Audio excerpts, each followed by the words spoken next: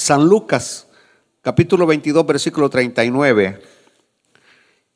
Y saliendo se fue, como solía, al monte de los olivos. Esto quiere decir que él frecuentaba ese lugar. Por eso a Judas no le costó encontrarlo. Y sus discípulos también le siguieron. Si estuviera haciendo una exégesis del versículo, aprenderíamos que los discípulos siguen al Señor. Cuando llegó a aquel lugar, les dijo: orad, que no entréis en tentación. Y él se apartó de ellos a distancia como de un tiro de piedra, y puesto de rodillas, oró, diciendo: Padre, si quieres, pasa de mí esta copa, pero no se haga mi voluntad, sino la tuya. Y se le apareció un ángel del cielo para fortalecerle. Y estando en agonía, oraba más intensamente. ¿Qué dijo ahí? No lo sabemos. Y era su sudor como grandes gotas de sangre que caían hasta la tierra. Cuando se levantó de la oración y vino a sus discípulos, los halló durmiendo a causa de la tristeza.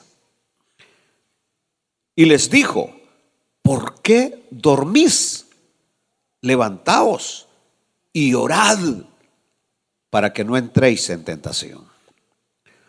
Padre, te suplicamos que abras nuestro entendimiento y que envíes tu hermosa palabra para edificarnos, instruirnos, enseñarnos. Señor, tú pasaste por ese Getsemaní y quieres enseñarnos a nosotros cómo reaccionar, cómo actuar cuando vienen esos pequeños Getsemaní también a nuestras vidas. En el nombre de Jesucristo te damos gracias.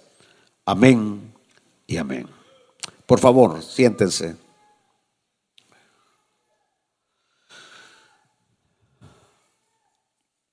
Se dice, puede sentarse, se dice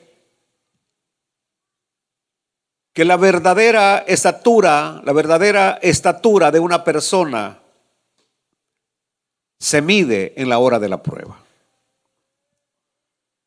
Ahí se mide la verdadera estatura de una persona en la hora de la prueba. Nos referimos a la manera cómo afrontamos el sufrimiento. La mayoría de nosotros no le agrada el sufrimiento. No nos agradan las pruebas. Pero no es cierto, queridos hermanos, que son las pruebas las que nos hacen acercarnos más a Dios. Que son las pruebas las que nos impulsan a tirarnos de rodillas e implorar su misericordia. Pienso que en vez de ver las pruebas negativamente, deberíamos verlas desde el lado positivo, que son prácticamente bendiciones que nos llegan a nuestras vidas, porque después de cada prueba, y salimos de esa prueba, salimos más fortalecidos de parte de Dios. La manera como nosotros afrontamos el sufrimiento revela la profundidad de nuestra mente y la profundidad de nuestra alma. Ahí se puede ver si realmente tenemos una mente fuerte, si nuestra alma está fuerte, o si tenemos una mente débil, así como algunos que con cualquier cosa caen desmayados al suelo, porque tienen una mente débil y su alma débil. Por eso insisto, la prueba viene a medir cuál es la estatura que nosotros tenemos. Y por eso cuando hoy hablamos de Getsemaní, es en Getsemaní donde vemos que Jesús va a alcanzar la cima, o más bien una de las cimas de su vida. Y cuando yo analizo este pasaje, lo que hay que ver son sus actitudes, sus reacciones, su manera de orar. En cada reacción de él, en cada actitud en ese momento, en su manera de orar, hay una lección profunda para nuestras vidas. Y eso es lo que hay que analizar. No es mucho lo que se dice que pasó en Getsemaní, es decir, en cuanto a palabras.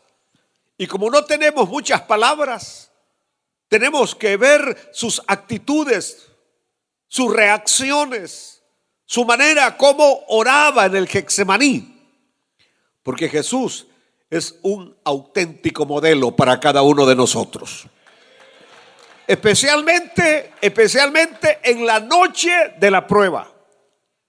En la noche, en la oscuridad, en el punto más oscuro de la noche que estamos en la prueba, tenemos que ver cómo Él reaccionó, cómo Él actuó cuando estaba pasando por esa prueba. Algunos estudiosos de la Biblia dicen ellos que si en el púlpito de la cruz, Jesús nos dejó el gran sermón de las 7 palabras, en el púlpito de Getsemaní nos dejó un sermón memorable de eterna vigencia. Es decir, tanto en la cruz como en el Getsemaní encontramos 2 tremendos sermones de parte de nuestro Señor Jesucristo. En el púlpito de la cruz, el sermón de las 7 palabras, y en el púlpito del Getsemaní, un sermón memorable que está vigente para nosotros en cualquier tiempo y en cualquier lugar que vivamos. Empecemos entonces. Aquellas largas horas de agonía nos dejan un cuadro de luces y sombras. Un cuadro de luces y sombras. Emociones de muerte y lecciones de vida. Es decir, lo que yo veo en el Getsemaní es un tremendo contraste, un contraste constante. Vemos, por ejemplo, a un Jesús orando y a unos discípulos durmiendo. Vemos al enemigo atacando al Señor y un ángel que viene para fortalecerlo. Es decir, diciéndonos una vez más que en toda prueba nunca estamos solos, que el Dios Todopoderoso del cielo está a nuestro lado. Para aquellos que les gusta mucho las emociones intensas, este es uno de esos pasajes de emociones intensas, no solamente emocionales, pero espirituales. Es decir, ahí hay una mezcla de lo emocional y una mezcla de lo espiritual. Y repito, la oración fallida de los apóstoles. Por un lado está la oración fallida de los apóstoles, que era el momento cuando más tendrían que estar orando. Y la oración ferviente de Jesús enmarcan una situación con la que en un sentido nos identificamos todos. ¿Por qué razón? Yo voy a decirlo de esta manera. Hubo un solo Getsemaní. No hay 2 Getsemaní, solamente uno. Es irrepetible. Lo que el Señor pasó allí es único y nadie más ha pasado o pasará por un Getsemaní como el que el Señor está atravesando. Es irrepetible. Mas sin embargo, todos nosotros como creyentes pasamos por nuestros propios pequeños Getsemaní. Es probable que usted mismo en este instante esté pasando por un Getsemaní. Es decir, por un momento de prueba o de tentación. Prueba, tentación, peligro. Peligro. Pero que ahora vamos a ver que cada vez que nosotros pasamos por una batalla como esa, nuestra fe una vez más ha sido fortalecida. Y esa es la razón por la cual todavía estamos aquí en el camino del Señor, porque Dios nos ha fortalecido. Hay algunos que ahí quedaron. Ahí prácticamente la prueba los tumbó, el peligro los hizo alejarse del Señor. Y aquí tenemos este ejemplo de los apóstoles. Porque saben ustedes que la experiencia de Jesús en el Getsemaní está precedida, número uno, por la traición de Judas. Porque el Señor ya había anunciado que Judas lo iba a traicionar. Cuando están celebrando unas horas antes la Santa Cena, la Pascua para ellos, pero que ahí el Señor instituyó la Santa Cena, y que el Señor también le advirtió a Pedro que iba a ser zarandeado, que Satanás lo había pedido para zarandearlo. Vean ustedes tres eventos importantes. Número uno, la traición de Judas. La traición de Judas. Ahora, es probable que usted nunca ha sido traicionado, pero aquel que ha sido traicionado sabe qué es lo que se siente allá adentro cuando usted siente que ha sido traicionado, que hasta algo se le mueve en el estómago cuando usted ha sido traicionado. Es terrible. Luego tenemos la situación de que el Señor sabía que Pedro iba a terminar negándolo. Su discípulo amado iba a terminar negándolo.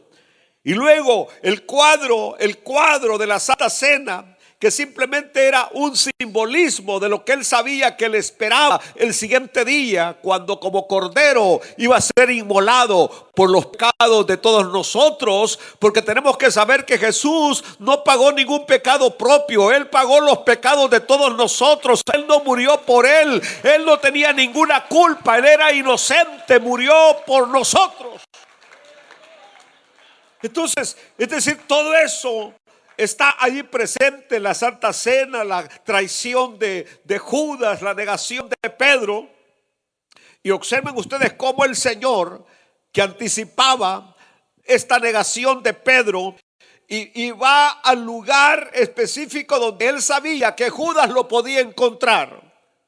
Es decir, el Señor no está huyendo. No está huyendo de lo que viene. El Señor hubiera podido decir, bueno, si Judas me va a traicionar, Judas ya fue a buscar allá a los sacerdotes, al lugar que me va a venir a buscar, es aquí al Getsemaní, porque dice la Biblia, donde solía siempre estar. Cada vez que el Señor iba a Jerusalén, después se alejaba ahí a ese huerto para estar con sus discípulos. Así que él sabía perfectamente que si Judas lo iba a buscar ahí. El Señor hubiera podido ir a otro lugar, pero no estaba escapando de la prueba ni de lo que venía. No, estaba enfrentando lo que venía. Por eso se va al Getsemaní. Y el Señor sabía que después de orar, inmediatamente que terminara la oración, Judas iba a aparecer con los soldados y lo iban a apresar al Señor. Iba a empezar el suplicio, es decir, toda una noche de desvelo, de interrogatorio, de golpes que le iban a dar en su cara, y la negación de Pedro ahí en el mismo lugar. Todo eso era un cúmulo de cosas en el corazón, en el alma de nuestro Señor. Aleluya. Ahora, un dato que debería llamarnos la atención es que el Señor, antes de enfrentar este momento, lo que yo le llamo la prueba más grande de su vida, estuvo orando. Y como dije, aprendamos de sus reacciones, aprendamos de sus actitudes y aprendamos de su oración. Porque el Señor sabía que le venía una gran prueba. Pero el Señor no esperó la prueba comiendo pupusas en una pupusería. El Señor no esperó la prueba comiendo tacos en una taquería. El Señor sabía que tenía que estar fuerte para ese momento, esa prueba. Y eso se fue al lugar para tener comunión con el Padre, para ser fortalecido por Dios, para poder enfrentar la prueba y salir victorioso de la prueba. Así que cuando la prueba llega, lo encuentra como orando. Y cuando termina la prueba, ¿cómo está el Señor? Orando. Lo encuentra orando y termina como orando. Aleluya. El Maestro, el Verbo, el Emmanuel, el Dios con nosotros, orando, pidiéndole fortaleza al Padre. Para aquellos que prácticamente lo ignoran, pero Getsemaní es la antesala del Calvario. Así se le llama a Getsemaní, la antesala del Calvario. Y por eso la historia de la agonía del Señor Jesucristo en el huerto es uno de los pasajes más profundos y misteriosos de la Biblia. Yo cuando llego aquí, porque como contiene cosas que ningún hombre puede explicar satisfactoriamente, yo puedo explicar todo lo que pasó aquí. Prácticamente es como llegar una vez más allá al libro de Éxodo, cuando Moisés estaba allá viendo la zarza ardiendo y que hubo una voz que le dijo: quita las sandalias de tus pies porque el lugar donde estás es un lugar santo. Es decir, en vez de venir con un espíritu analítico a este pasaje, hay que venir en adoración, en espíritu de adoración y simplemente adorar a ese ser tan maravilloso que está ahí en el Calvario, preparándose para hacer la voluntad del Padre. Aleluya. Lo que estamos analizando, y digo analizando en el sentido relativo, porque ya dije que no podemos analizarlo de manera absoluta y profunda, sino adorar al Señor. Pero ¿qué es lo que vemos ahí? Bueno, al Señor librando la batalla de las batallas, la batalla definitiva. ¿Librándola contra qué? Contra el pecado. Librando la batalla contra el pecado. Y lo que llama la atención es que Él, si Él hubiera querido, no tenía por qué estar ahí. Él hubiera podido decir: ¿sabes qué? ¿Por qué tengo que pasar por este montón de desobedientes? Que entre ellos mismos se pasan peleando, que entre ellos mismos se pasan criticando, que entre ellos mismos se pasan apuntando el dedo. ¿Por qué tengo que morir por ellos? ¿Qué no? ¿Sabes qué, Padre? Hay que crezcan. Aleluya. Pero en un momento dado en el libro de Isaías, cuando el Padre dijo: ¿a quién enviaremos? ¿Y quién irá por nosotros? Él dijo: envíame aquí, envíame a mí, porque dispuesto estoy a hacer tu voluntad. Esas fueron las palabras: heme aquí, Señor. Es decir, un ángel no puede morir por ellos. La muerte de un ángel sería inservible, o la muerte de un ser humano sería inservible. Así que el único que puede lograr la redención, la salvación del hombre, soy yo, pero haciéndome hombre para poder así unir lo humano con lo divino. Alabado sea Dios. Lo divino en lo humano cobró vida y vino a servirnos. Él mismo dijo: yo he venido a que me sirvan, yo he venido a servir y a dar mi vida en rescate por muchos. Y alaben a Dios todos aquellos que son parte de ese grupo de los salvados. Aleluya. Por alguna razón esta batalla se nos presenta en dos actos. Primero, Getsemaní y luego Gólgota. Primero Getsemaní y luego Gólgota. Ojalá pudiesen ustedes entender lo que estoy diciendo. Que el Señor pasó la misma batalla en dos ocasiones. En dos ocasiones pasó la misma batalla. Y esto nos lleva a preguntar: si tanto era el dolor, si tanta era la agonía, si tanto era el sufrimiento, ¿por qué tuvo que haber un Getsemaní? ¿Por qué no directamente a la cruz? Y así de una vez pasar, padecer experimentar lo que iba a experimentar en el Gólgota. Pero ¿por qué Getsemaní? ¿Acaso no se podía haber evitado este episodio tan doloroso de su vida? Porque este es uno de los episodios más dolorosos de la vida del maestro. Pero en realidad fue allí en Getsemaní donde el Señor tomó la decisión de ir a la cruz. Fue en Getsemaní donde el Señor tomó la decisión de ir a la cruz. En el Calvario materializó la decisión. En el Calvario materializó la decisión. Pero en el Getsemaní fue donde tomó la decisión. Alaben a Dios por eso, por Getsemaní. Gloria a Dios. Sentaos aquí, entre tanto que yo oro. Sentaos aquí entre tanto que yo oro. ¿Cómo iba Jesús a enfrentar ese duro trance? Y en esto apreciamos que Jesús era muy diferente de nosotros. Nosotros muchas veces sabemos lo que viene y lo menos que hacemos es prepararnos para lo que viene. Inclusive acababa de tener una cena con sus discípulos, un momento especial. Los habían instruido. Encontramos ahí la tremenda oración pontificial, todo el capítulo 17 del Evangelio de San Juan.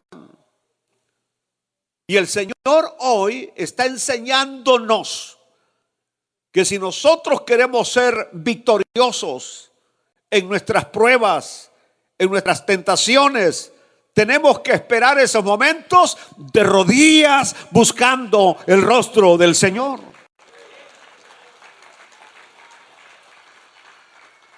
Aleluya. Cuando nosotros vemos, por ejemplo, los peleadores, los que boxean, los que practican el kung fu, una de las cosas que les enseña es a no tener desequilibrio, a tener una posición donde el cuerpo no pueda perder el equilibrio, que si retroceden tienen que estar siempre en equilibrio para no caer, que si están peleando así de frente solamente te van a poner un dedo y vas a ir para abajo, porque no vas a estar en una posición de equilibrio. Pues bien, la única manera de tener equilibrio espiritual es estar preparado en oración. Es la única manera, que no puedes ser tumbado, que no vas a ser derrotado por la prueba. ¿Cuántos hay que por una prueba se alejaron del camino de Dios? ¿Cuántos hay que por una prueba buscaron alcohol, buscaron drogas, se fueron a la diversión, a las fiestas? Porque para poder ellos más o menos disimular la prueba que tenían. En cambio, aquel que está en oración, aquel que está fuerte en oración, venga lo que venga, venga viento, venga tempestad, porque son las tempestades, son los vientos, son los ríos los que prueban los cimientos de nuestra casa. Y si nuestra casa tiene buen fundamento, y el fundamento tiene que ser Cristo, esa casa no se mueva. Venga lo que venga, la casa no se mueve.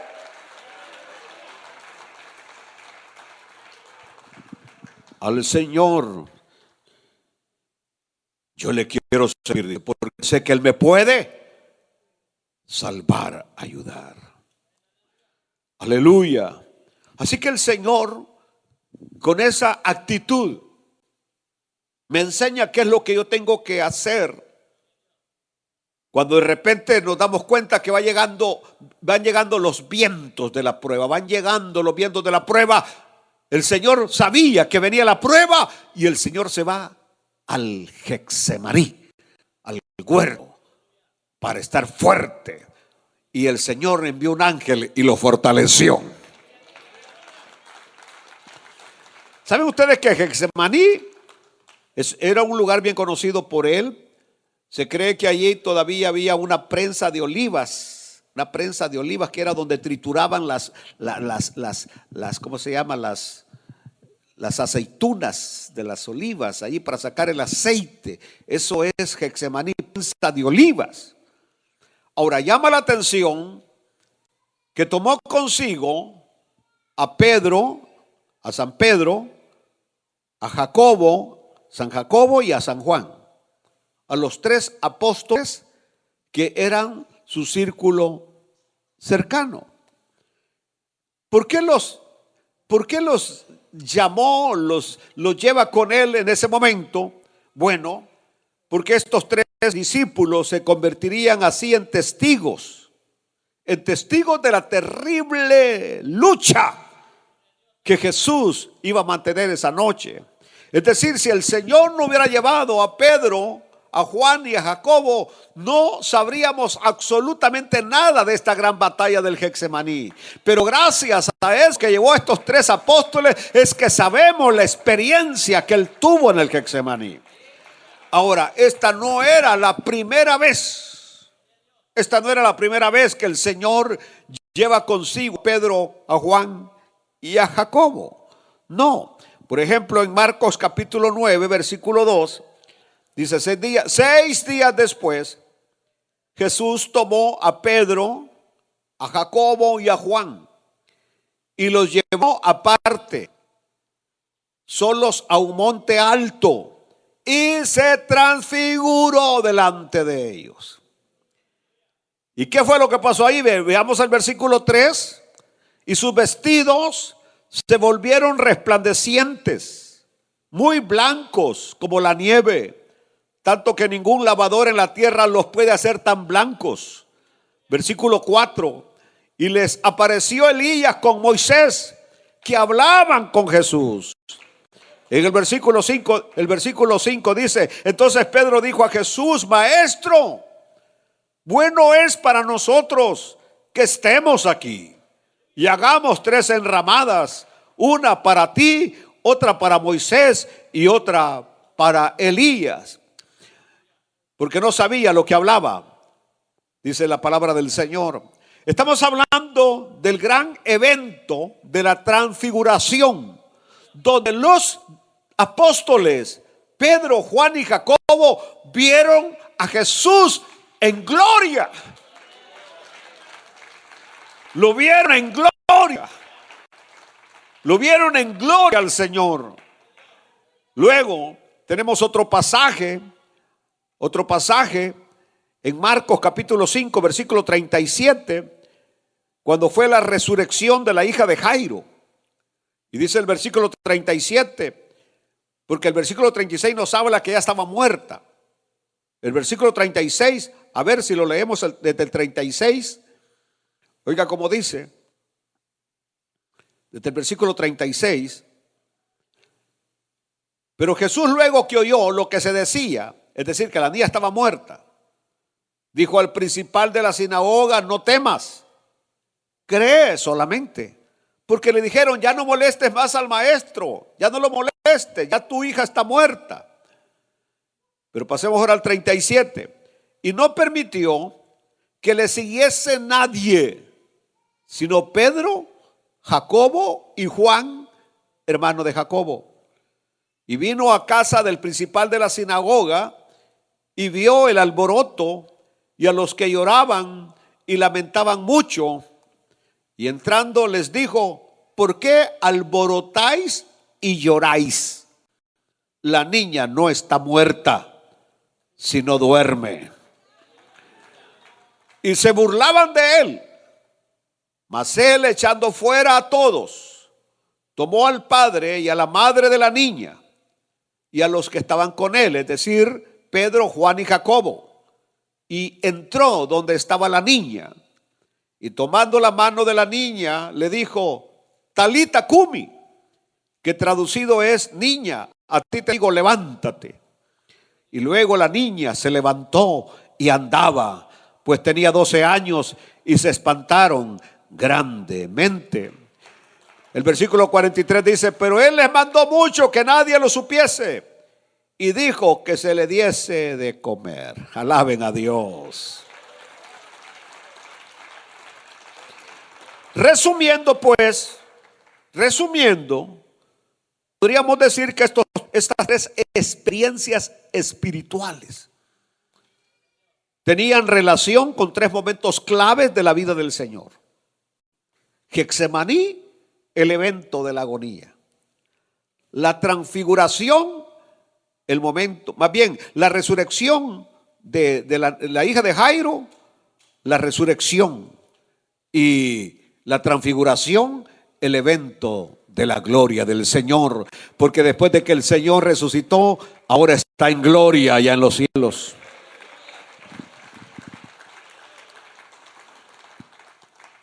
Lucas 22:44, regresando ahí, dice: y comenzó a entristecerse, y estando en agonía oraba más intensamente, y era su sudor como grandes gotas de sangre que caían hasta la tierra.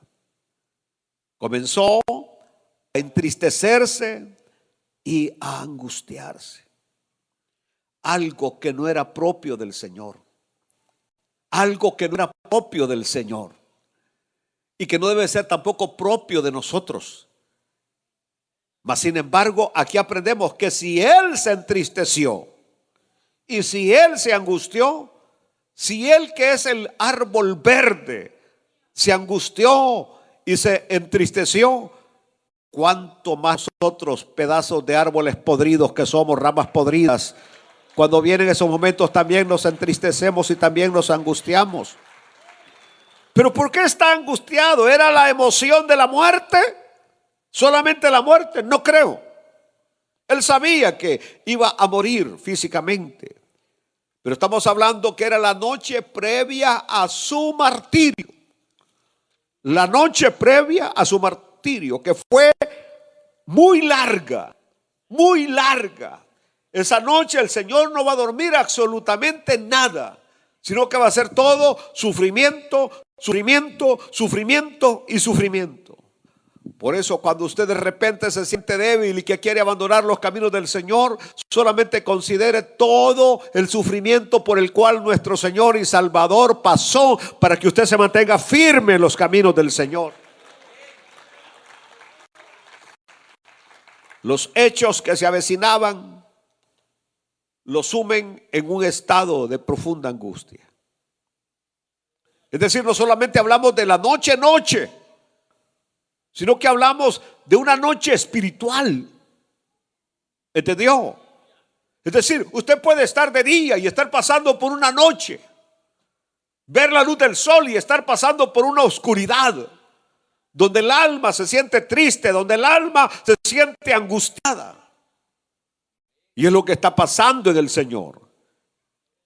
Iba a haber una noche muy oscura para su alma.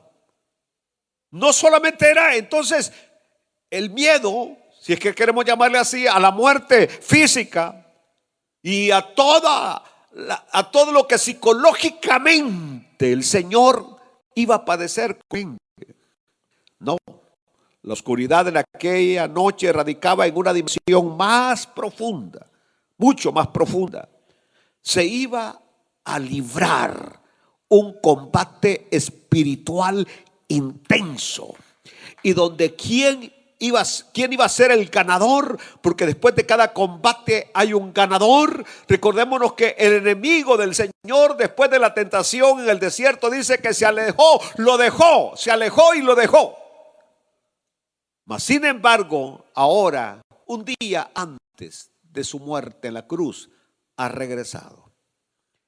Y ha regresado con armas poderosas, que inclusive el Señor está diciendo: si es posible, pase de mí esta copa, pero no se haga mi voluntad, sino la tuya, Señor. Aleluya. Es decir, no solamente se está poniendo a prueba su valentía. Sabe que viene un suplicio.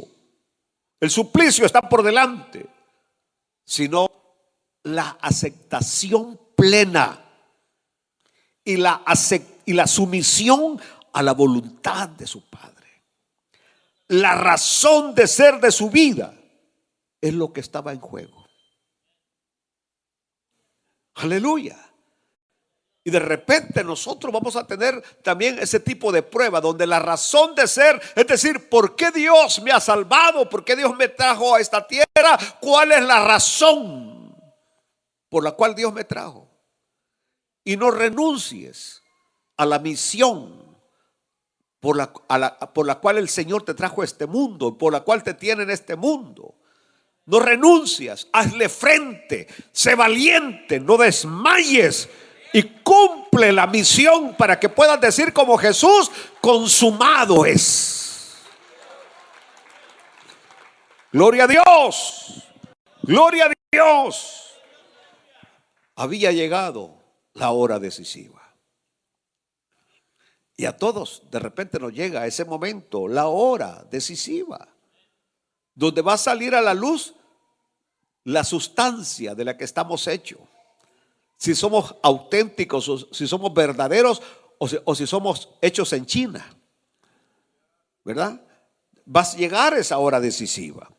Y por eso yo aquí aprendí una lección maravillosa, y que hoy se las comparto a ustedes y casi voy a terminar. Que en aquella noche de dolor no solamente hubo emociones singulares, hubo también lecciones memorables.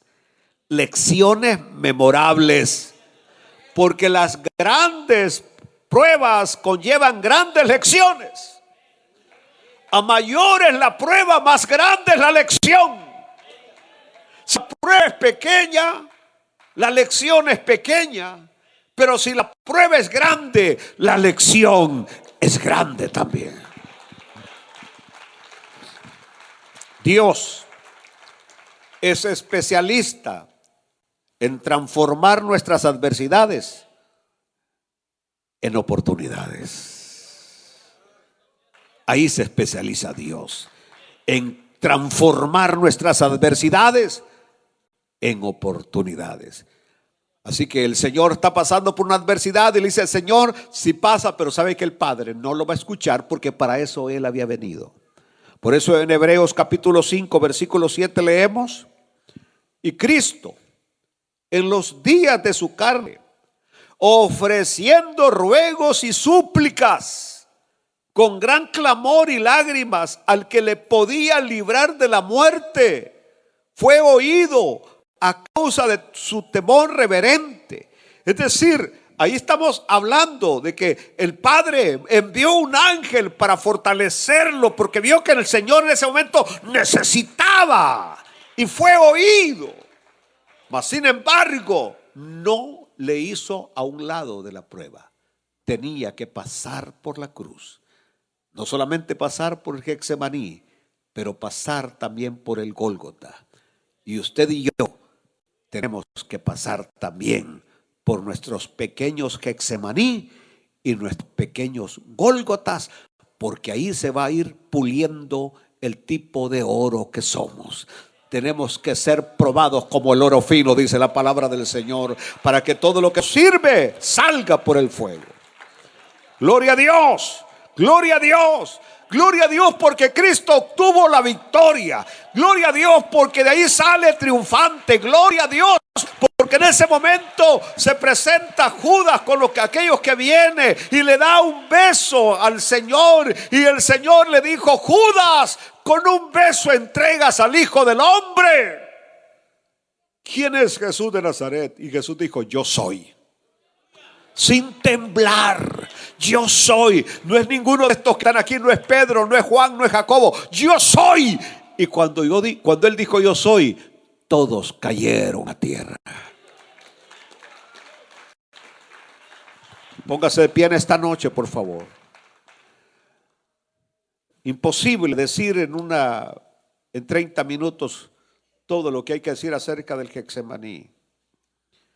Mas las lecciones de vida son profundas para cada uno de nosotros, que mientras dura esta peregrinación por la tierra, mientras estamos pasando por esta tierra, que no somos de la tierra, porque nosotros no somos de la tierra, nosotros estamos de paso, aleluya, nuestra ciudadanía está en los cielos, de donde también esperamos a nuestro Salvador. Padre nuestro que estás en los cielos, ayúdanos hoy, en primer lugar, Señor, a tener ese discernimiento cuando los pasos de las pruebas se acercan a nuestras vidas. ¿Y qué es lo que tenemos que hacer? Tenemos que imitarte a ti, Señor. Imitar cómo reaccionaste cuando supiste que venía la prueba de las pruebas.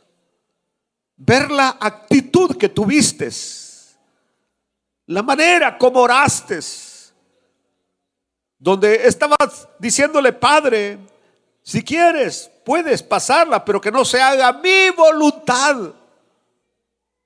Y otra vez en esta noche, Señor, que no se haga nuestra voluntad, sino que se haga tu voluntad en nuestras vidas.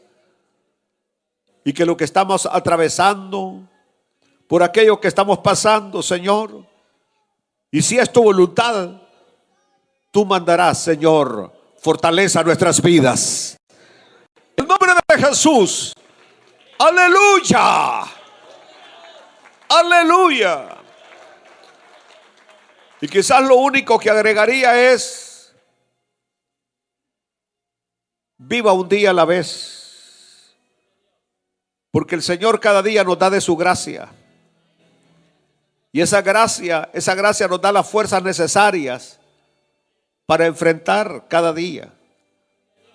No se preocupe por el mañana ni por la otra semana, porque no sabe si vendrá.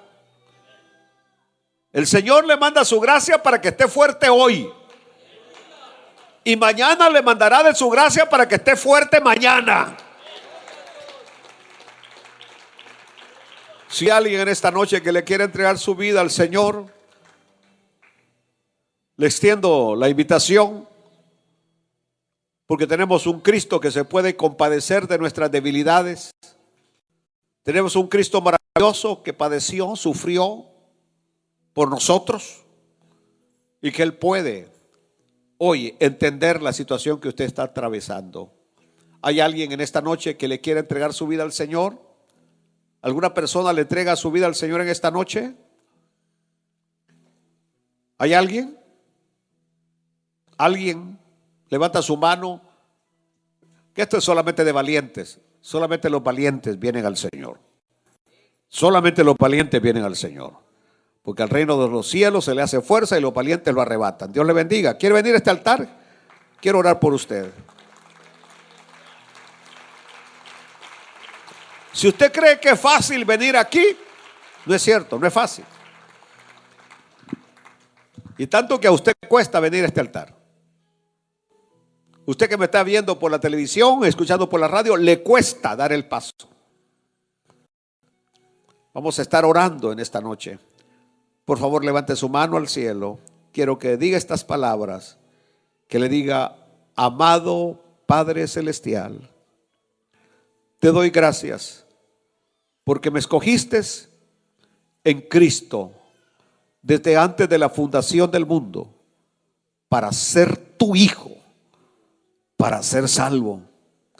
Y hoy confieso que Jesús es el Cristo, el Hijo del Dios viviente. Y desde hoy soy salvo y lo creo. Amén, amén.